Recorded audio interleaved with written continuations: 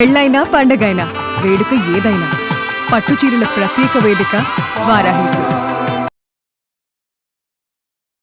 నమస్తే, welcome to Suman TV. నేను పద్మిని. ప్రస్తుతంతో పాటు ప్రముఖ ఆధ్యాత్మికవేత్త, ప్రముఖ న్యూమరాలజిస్ట్, లక్ష్మీ నరసింహస్వామి ఉపాసకురాలు శ్రీమతి స్రవంతి గారు మనతో పాటు ఉన్నారు. మాట్లాడదాం. నమస్తే అక్క. నమస్తే పద్మిని. అక్క, ఆషాఢ శుక్లపక్ష చతుర్దశి పవిత్ర చతుర్దశిగా పిలువబడేటటువంటి చతుర్దశి. ఈ చతుర్దశికి ఉన్నటువంటి విశిష్టత ఏంటో మీ ద్వారా నేను తెలుసుకోవాలనుకుంటున్నాను.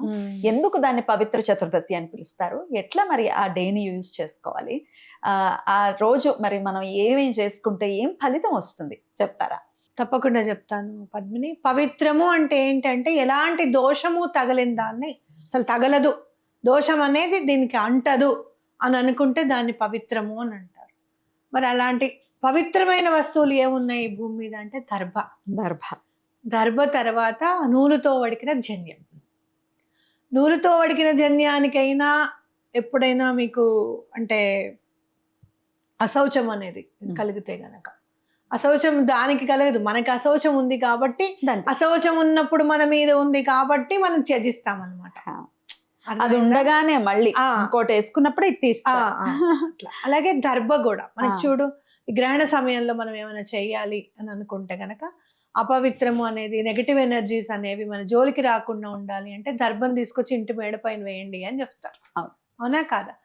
అంటే ఈ పవిత్రము అని అనుకున్న వస్తువుల్ని తీసుకుని వెళ్ళి పరమాత్ముడికి ఎప్పుడైతే సమర్పించాలి అని అనుకుంటున్నామో ఆ పని చేయాల్సింది పవిత్ర చతుర్దశి నాడు. ఆషాఢ మాసం ఎప్పుడైతే తొలి ఏకాదశి అయిపోయిన తర్వాత ద్వాదశి, త్రయోదశి వచ్చే చతుర్దశిని మనం పవిత్ర చతుర్దశిగా జరుపుకుంటాం. ఆ రోజు స్వామివారికి పవిత్రమైనవి ఏమైనా సమర్పించవచ్చు. మీ మనసును కూడా పవిత్రంగా సమర్పించవచ్చు. ఏదైనా వస్తువు ఎందుకు చెప్తారు అని అంటే, పవిత్రమైనది ఏదైనా పట్టుకుంటే మనం ఎక్కడైనా నడిచేటప్పుడేమో చెప్పులు వేసుకోకూడదనో, లేదు అంటే గనక అశౌచాన్ని ఏది ముట్టుకోకుండా జాగ్రత్తగా గుడికి వెళ్ళి ఇచ్చేయాలి, అలర్ట్గా ఉండాలని చెప్పి మనం చేస్తూ ఉంటాం. కాబట్టి ఈ పవిత్రమైనవి సమర్పించుకుంటే మనం కూడా పవిత్రంగా ఉంటాము, భగవంతుడికి సమర్పించాము అనే పాజిటివిటీ మనలో నిండుతుంది. కాబట్టి మనం చెయ్యాలన్నమాట. మరి ఇప్పుడు దర్భని చెయ్యాలి అంటే దాన్ని చక్కగా ఉంగరం లాగా చుట్టి స్వామివారికి కరెక్ట్గా ఉంగరం పట్టే విధంగా సమర్పించవచ్చు. లేదండి అంత అలా తెలియదు అని అనుకుంటే కనుక జంధ్యం తీసుకొని స్వామివారికి సమర్పించవచ్చు. వెంకటేశ్వర స్వామివారికి మీరు ఆయన చెప్తూ ఉంటే స్వామివారి ముందు నుంచి బాగుంటారా వెనక నుంచి బాగుంటారా అని అడుగుతారు రమణ దీక్షితులు గారు. ఆయన వెనక నుంచి బాగుంటారు అని చెప్పి జంధ్యం ఒక్కటి స్వామివారికి అలా చెక్కి ఉంటుంది అనమాట. అసలైన జంధ్యం వేసుకున్నట్టుగానే ఉంటుంది. కురులన్నీ కూడా ఇలా చెక్కి ఉంటాయి. స్వామివారికి ఆ కురులును ఆ జంధ్యము వడ్డాణం పెడతాం కదా, ఆ వడ్డానం తప్పించి ఇంకేమీ ఆచ్ఛాదన ఉండదు వెనక. చాలా బాగుంటారు స్వామివారు వెనక నుంచి, ముందు కంటే కూడా వెనక నుంచి అని అంటారు అనమాట. అంటే జంధ్యం స్వామివారు వేసుకుంటే అంత అందం స్వామికి వస్తుంది, పవిత్రమైంది ధరించారు కాబట్టి. అలాగే జంధ్యానికి కూడా అందం వస్తుంది, మనకు కూడా సమర్పించినందుకు ఫలితం. ఏ రోజు పడితే ఆ రోజు మనం ఈ పని చేయలేం.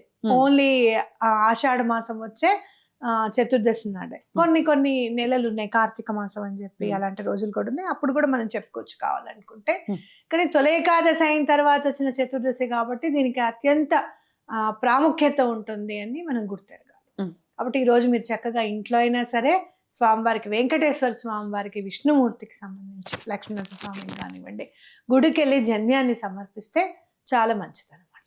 ఓకే, మరి అయితే మాకు ఇవేమీ తెలియదు అనుకున్న వాళ్ళు చక్కగా ఆ రోజున వెళ్ళి ఆ జంధ్యాన్ని మాత్రమే సమర్పిస్తే సరిపోతుంది. మరి ఈ రోజే ఎందుకు చేయాలి, ఇంకా మిగతా ఉన్నాయి కదా, ఇది చాలా ఇంపార్టెంట్ అనుకుంటే గనక ఎందుకు అని అంటే, ఆ రోజే పౌర్ణమి కూడా వస్తుంది. పౌర్ణమిని నైట్ పూట పౌర్ణమి ఉండడం మంచిది కదా. అవునక్క. మరి అప్పుడు కోకిలావ్రతం అని కూడా చేస్తారు. ఎందుకు అని అంటే, మన బ్యూటీ ఏంటంటే ప్రతి ఒక్క జీవిని కూడా దాన్ని స్వభావం చూసుకొని, ఆ స్వభావం ఎట్లా అలవడింది దీనికి అనేది చూసుకుంటూ దానికి తగ్గ ఇంపార్టెన్స్ మనకి చూపించారు అని చెప్పుకోవచ్చు అనమాట. చూస్తే సతీదేవి దూరం అయిపోయిన తర్వాత, అంటే ఆవిడ పార్థివ శరీరం అయిపోతుంది, తర్వాత ఆవిడ ఎలా చేరాలి స్వామి దగ్గరికి అని అనుకున్నప్పుడు 1000 సంవత్సరాలు కోకిల రూపంలోనే ఉండి ఆవిడ ధ్యానం చేసింది అని ఉమ్. తపస్సు చేశారు అని ఉమ్. ప్రతీతి. ఎవరు? శివుడి కోసం. శివుడి కోసం, మళ్ళీ శివుడినే భర్తగా ఆవిడ పొందింది అనమాట. కాబట్టి ఈ వ్రతం చేసుకుంటే గనక పొద్దున స్వామివారికి జన్యం ఇచ్చేసి కోకిల వ్రతం అంటే అమ్మవారికి దండం పెట్టుకొని ఉమ్. ఏ లలితా సహస్రం అది చదువుకుని ఆషాఢ పౌర్ణిమ నాడు ప్రత్యేకంగా బ్లూ కలర్ లో కనపడతాడు చంద్రుడు. చంద్రుడు, అవును. అందుకే వన్స్ ఇన్ బ్లూ మూన్ అంటారు. సంవత్సరానికి ఒకసారి బ్లూ మూన్ వస్తుంది. అప్పుడు దండం పెట్టుకొని ఆ దత్తాత్రేయ స్వామికి, లలిత అమ్మవారికి అందరికీ దండం పెట్టుకొని మంచి భర్త లభించాలను, ఆర్థిక ఇబ్బందులు తొలగిపోవాలను, ఇలాంటివి ఏమైనా సరే మీ కోరిక చెప్పుకొని తప్పకుండా దండం పెట్టుకుంటే ఎలాంటి కోరికైనా కూడా తప్పకుండా నెరవేరుతుంది. అద్భుతం అక్క. చాలా మంచి రోజుగా పరిగణించేటటువంటి రోజు. తెలుసుకోవాలి, ఇటువంటివి తెలుసుకొని చిన్న చిన్న మనం ఆచరించగలం ఇవి కదా. అదే ధన్యం మీరు శ్రీపాద శ్రీవల్లభులకి సమర్పించుకోవచ్చు, దత్తాత్రేయ స్వామికి కూడా సమర్పించుకోవచ్చు. అద్భుతం అక్క. అయితే మరుసటి రోజే పౌర్ణమి కూడా ఉంటుంది, గురు పౌర్ణమిగా జరుపుకునేటటువంటి పౌర్ణిమ. ఆ వీడియో కూడా వస్తుంది, మీరు చక్కగా చూడొచ్చు. అలాగే మేనిఫెస్టేషన్స్ కి కూడా చాలా రోల్ ని ప్లే చేస్తుంది. వన్స్ ఇన్ బ్లూ మూన్ అంటారు కాబట్టి మరి ఆ బ్లూ మూన్ గురించి మనం తెలుసుకుందాం, బట్ నెక్స్ట్ వీడియోలో. అయితే ఈ చతుర్దశిని మాత్రం అందరూ చక్కగా యూటిలైజ్ చేసుకోవాలని సందర్భంగా మనవి చేస్తూ, అలాగే విష్ణుమూర్తి ప్రీతి కొరకు విష్ణు సహస్రనామ పారాయణం కూడా చేసుకోమంటారా? చాలా మంచిది. మీకు ఏం చాలా ప్రాబ్లం ఉంది అని అనుకున్నప్పుడు ఎలా తీరుతాయేమో మా ప్రాబ్లమ్స్ అని అంటే విష్ణు సహస్రనామానికి మించింది లేదు అని ఖచ్చితంగా గుర్తుపెట్టుకోండి. ఆ చదువుతున్నప్పుడే ఎనర్జీ అనేది వచ్చేస్తుంది.